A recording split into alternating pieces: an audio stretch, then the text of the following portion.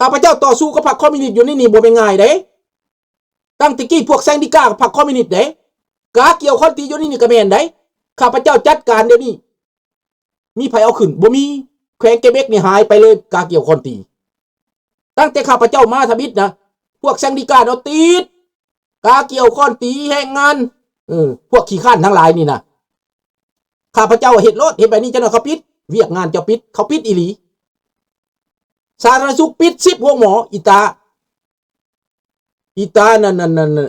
เลบ่แม่นอีตาเลเวกตาพิสังอีกบุเดียวเด้ออีตาปาริโซปิด10โรงหมอ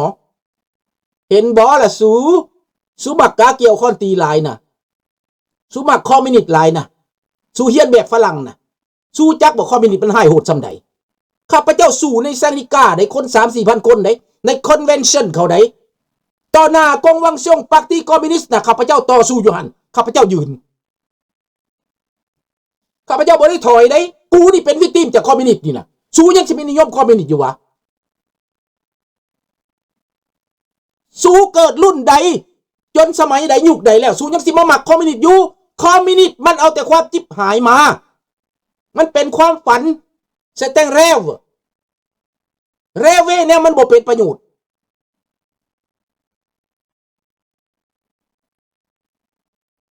มันต้องเว้าออกมาคันบ่เว้าออกมาไผสิฮู้จักเรื่องคนลาวนี่มีบุญคุณต่อฝรั่งเศสตั้งเท่าใดเห็นบ่แต่ฝรั่งเศสนี่ลืมลุงโพตอบว่าฝรั่งเศสบ่สนใจเรื่องลาวลืมลาวเฮาย้อนว่าไกรสอนไปเซ็น1985มันจึงยกเลิกด้านการทูตเอ้ามันสิยกเลิกด้านการทูตได้มันยังมีทูตอยู่เด้ซะเด้ออันนี้ขอโทษนะลุงโพหลานตอบตามความเว้าของลุงอันนี้บ่แม่นตอบลุงบ่แม่นหลานกระแทกลุงได้อย่าเครียดเด้อผู้เฒ่าเด้อขอโทษขออภัยเด้อลุงเด้อลุงก็หักซาดคือกันหั่นแหละหักแต่ว่าอาจจะบ่ทันเขาเด้อลุงเด้อคันลุงทันเขานั่นลุงเป็นผู้ใหญ่กว่าหลานแห่งมีอำนาจหลายกว่าหลานเด้อส่วนหลายผู้ใหญ่สมัยก่อนนี่ใจน้อยแหละคันบ่ถูกใจแล้วก็ไปไผไปมันข้าพเจ้าเคยอยู่ในมงเรียนี่แม่นน้องดานาวรผู้เฒ่าพิษกันจนสิตีปากกันเจ้านายสมัยก่อนโคโลเนลนั่นโคโลเนลนี่นายพลนั่นนายพลนี่สิตีปากกันข้าพเจ้าเข้าไปซอยน่ะแก้ปัญหาน่ะพี่น้องแม่ข้าพเจ้านี่ไปซอยแก้ปัญหาผู้ใหญ่น่ะบ่แม่นผู้ใหญ่ได้แก้ปัญหาซอยเด็กน้อยเด้เด็กน้อยได้แก้ปัญหาซอยผู้ใหญ่ได้ผู้เฒ่ารุ่นนั้นนะสร้างวัดขึ้นมาแล้วก็หนีจากวัดบ่ถูกใจแล้วหนีโลดไปกันเลย ประชุมเถื่อใดสิตีกันโลดนะพวกนั้นนะพวกโคโลเนลทั้งหลายน่ะสัมพ่อคอมมิวนิสต์มันจังเอาได้ไปกับพระเจ้ามาคิดจำพ่อคอมมิวนิสต์มันจังเอาได้นะก็บ่ฮู้แหละคนมีแต่มีความรู้ความรักได้ในฝรั่งเศส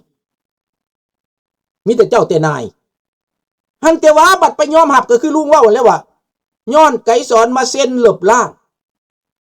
มันบ่ได้เกี่ยวกันเลยไกรสอนมันเป็นโจรเฮาเป็นโจทย์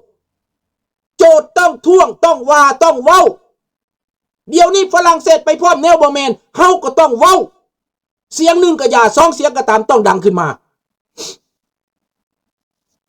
ข้าพเจ้าไปฟังฝรั่งคอมเมนเตอร์ฝรั่งและข้าพเจ้าคันแขวคันแขวอเมริกาเขาเฮ็ดหั่นนะเจ้าเป็นผีปอบเป็นหยักกินคนเวเนซุเอลานะพี่น้องกินจนล่มตายเป็นหลายหมื่นหลายแสนบักมาดิโรเจ้าว่าเท่าไหร่เงินของมันนะเงินเดือนมันนะ $3,500 ต่อเดือนแต่ว่าเงินของมันอยู่เมืองฝรั่งเศสเงินของมันอยู่สวิสเขากวดแล้วลุงเอ้ยเป็นมหาเศรษฐีเงินเป็นหลายพันล้านอยู่ในธนาคารของบักมาดิโรมันเอามาแต่ใส่เฮือนหลังใหญ่หรูหราอยู่ในฟลอริดาเอามาแต่ใส่อเมริกายึดไว้หลายพันล้านแล้วเดี๋ยวนี้เขากำลังตามยึดอยู่ธนาคารสวิสเห็นบ่สบายดีวอนนี่คือเหตุผลเด้อ ดังนั้นเป็นหยังฝรั่งเศสจังมาฮ้อนมาเครื่องแท้อยู่ไกลกันเป็น1,000 กิโลเมตรจับมาดูโรคนเดียวฝรั่งเศสนี่ทั้งฮ้อนทั้งคนทั้งเป้าทั้งว่าทั้งดิ้นทั้งลนทุกซ่องทุกสถานีว่าผิดกฎหมาย illegal จังสั้นจังซี่บาดบักมาดูโรฆ่าคน legal ถูกต้องบ่ปากมิดซ่องฝรั่งบ่เว้าพอดีมาดูโรฆ่าคนได้ทรมานคนได้ทอร์เชอร์คนได้จับเขาไปขังไว้ตาย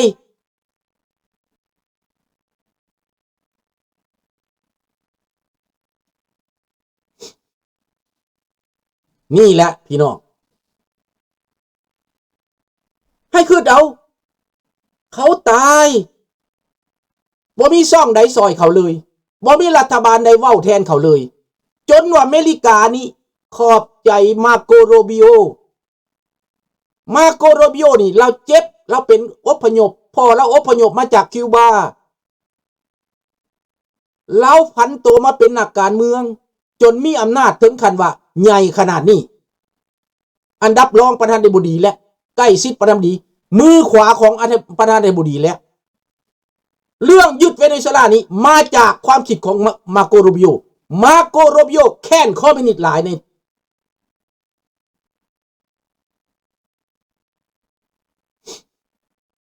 นี่ดังนั้นมาโกโรบิโอจึงบอกว่าเวเนซุเอลาจัดไปแล้ว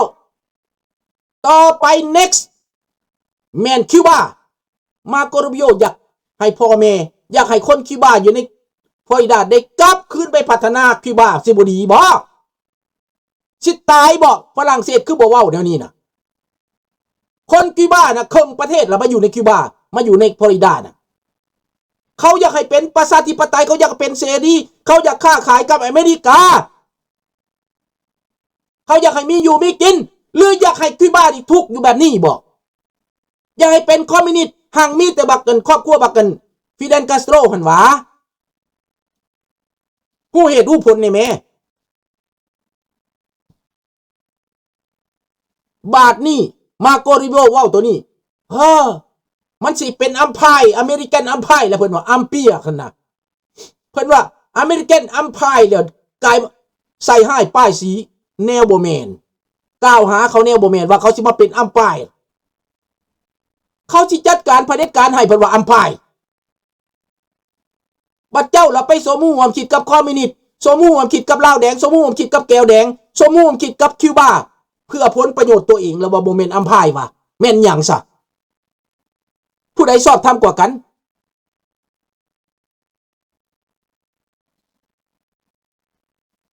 นั่นแหละกระเบิ้งในแม่เหตุผลมันง่ายๆนะเอามาอ้างใส่กันง่ายๆนะ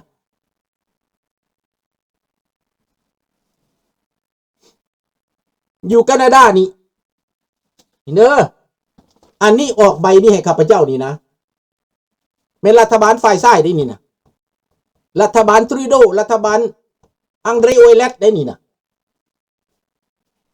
รัฐบาลฝ่ายซ้ายเนี่ยเขาเข้าใจนี่หนังสือเขียนหนึ่งมาจากรัฐมนตรีต่างประเทศให้เขาข้าพเจ้านี่นะเขาบอกมีเมื่อเซียสุนทราle Canada engage sur la voie de démocratisation du Laos je vous ai compris parfaitement ได้เขาเขียนจดหมายมาได้สรรเสริญข้าพเจ้าได้เด้อพี่น้องเขาเขียนจดหมายข้าพเจ้าไปพบรัฐบาลมีทั้งฝ่ายซ้ายฝ่ายขวารัฐบาลฝ่ายขวาข้าพเจ้าก็ไปตอนฮักเปอร์รัฐบาลฮักเปอร์ก็ให้ข้าพเจ้าเข้าไปพบฮอดนางลิลี่ที่เฮ็ดฟาวเดชั่นที่สร้างกันหอสำหรับมันจัดงานจัดการอยู่แคลิฟอร์เนียไปถามนางลิลี่เด้อฮู้จักอ้ายสุนทราบ่ข้าพเจ้าเอานางลิลี่เข้าไปนำนางลิลี่บ่มีบทบาทที่เขาไปพบรัฐบาลแคนาดาได้ข้าพเจ้าให้เราไปยื่นเอกสารให้รัฐบาลแคนาดาพี่น้องไปนำข้าพเจ้าพาเข้าถามเด้อถามนางลิลี่เด้อลี่ฟุ้งนะไปถามเด้อในรัฐบาลอาเปอร์เด้อรัฐมนตรีต่างประเทศหลักต้อนข้าพเจ้า นางลิลี่ยืนเอกสารนี่เท่านั้นเราเป็นคนอินเดียแล้วได้เป็นรัฐมนตรีนะข้าพเจ้าไปหลายขั้นหลายตอนเนี่ยบ่ได้มาบอกท่านเด้อเวียกข้าพเจ้าเฮ็ดนี่นะพวกท่านอาจจะฮู้ที่หลังดอกบ่จำเป็นมารายงานพวกท่านนะถ้าพวกท่านบ่ฮู้จักล่ะงิดมิดไว้โลดมิดไว้โลดอย่าเว้าข้าพเจ้าเฮ็ดมาในฮอดมื้อนี้น่ะคันอยากฮู้จักไปถามราชวงศ์ตีข้าพเจ้ารับต้อนราชวงศ์ฮอด2ครั้งโตคนเดียวได้เงินจากถงครอบครัวข้าพเจ้าได้พวกท่านคิดเด้อตอนนั้นข้าพเจ้าเฮ็ดเวียกทุกยากได้ตอนนี้ข้าพเจ้ามื่นตาอาปากได้แล้วเดี๋ยวนี้นะถ้าต้องการงบประมาณสำนั่นโอ้ยด้ำสำนั่นนะมีคนเป็นสปอนเซอร์ให้แน่นอนมีคนช่วยเหลือข้าพเจ้าแน่นอนตอนนี้นะแต่ตอนนั้นมื่นตาหาผู้ใดก็ยากตอนนี้นะมันปากเว้าได้แล้วตอนนี้ถ้าว่าราชวงศ์อยากมาน่ะนะอยากให้ข้าพเจ้ารับต้อนคือเก่านะโอ้โหขั้นเว้าล่ะคนลาวเฮานี่เว้าว่าแสดงเว้าล่ะว่าขี้โม้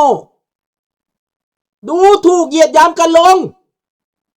เห็นแต่โจรแต่คนดีเฮ็ดปานใดก็บ่ฮู้บ่เห็นน้องดาราตะวันเขาบ่เห็นเขาบ่จักสร้างจนว่าหูดับตับใหม่ก็บ่ฮู้จักบ่ยอมรับปฏิเสธบัดไปย่องคนบ่ได้เฮ็ดหยังยกขึ้นมาพวกบ่ได้เฮ็ดหยังน่ะเลียนแถวกันไปแถวอยู่พวกเฮ็ดนี่บ่ต้องไปเลียนแถวหยังเก็บขี้เหงื่อเซยปัดกวาดเซยตัดหญ้าเซยแต่พวกเลียนแถวมันจักมันเฮ็ดหยังหรือบ่ได้เฮ็ดอันนี้ลาว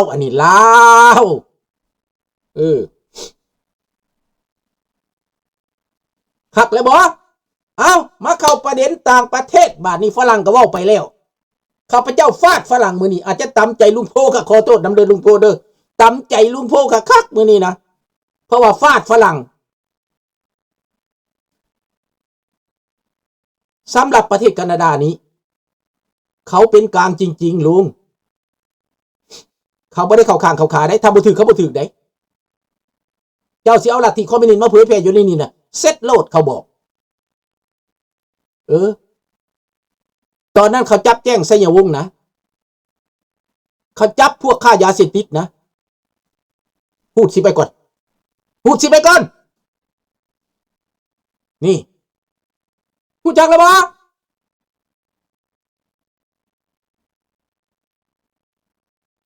ตอนนั้นไผกระสร้างตั้งครอบครัวใหม่ Voice ข้าพเจ้าลูกใหม่ลูกก็ยังน้อยเฮ็ดยังบ่เป็นเขียนหนังสือเป็นภาษาฝรั่งเศสนี่ข้าพเจ้าใช้เวลา2 มื้อจังจบได้ฉบับหนึ่งเพื่อเรียบเรียงเพื่อถามผู้นั้นผู้นี้เพื่อกงซินเต้เพื่อแปลให้มันคักย่านมันบ่ถูกย่านผิดพลาดเด้ตอนนี้โอ้ยเขียนใส่ AI ปั๊บมันบอกโลด AI บอกโลดขอบใจน้องจันทวีเด้อน้ำใจของเจ้าจะแม่นประเสริฐเลิศล้ำนี่คนที่รู้จักน่ะเงิน$20น่ะมันมีคุณค่าสำหรับกำลังใจข้าพเจ้าได้มีคุณค่าถึงหัวจิตหัวใจพี่น้องอันนี้แหละมันมีคุณค่าที่สุดอันนี้กำลังใจได้มันเป็นกำลังใจขอบอกใจหลายๆเจ้าอายุมันขวัญยืนเด้อน้องเด้อเจ้าอยู่ดีมีแฮงเด้อคือตอนนี้มันง่ายเขียนใส่ AI ปั๊บบ่ผิดจักเกเลยมันบอกนะเขียนเป็นภาษาลาวมันแปลให้ปื๊ดละเอียดขนาดที่ส่งจดหมายหัดมากรุงในท้ายเดือนนี้แหละส่งจดหมายให้รัฐบาลมาโกโรบิโอรัฐบาลทรัมป์ท้ายเดือนนี้เหมือนกันจากนี่แหละจากจดหมายขององค์กรนี่แหละนี่เบิ่งเอาบ่แม่นสิว่าปากเป่าและเฮ็ดด้วยลำพานบ่มีกฎหมายตัวใดรองรับบ่แม่นเด้ออย่าเว้าเด้อพวกเจ้าเด้ออย่าเว้าเด้ออย่าเว้าเด้อ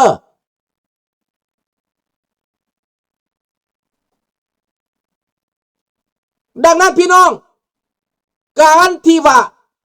พวกมันดิ้นรนเรื่องเกาะควีนแลนด์บาดโซเวียตยึดบ่ปากบาดจีนยึดบ่ปากบ่มีท่าที่ใดบ่เว้าเบิดมือเบิดเว้นคือแนวนี้อันนี้2 อาทิตย์เบิดมือเว้าอยู่หั่นเขามีผลประโยชน์ทับซ้อนเพราะว่าอีนาย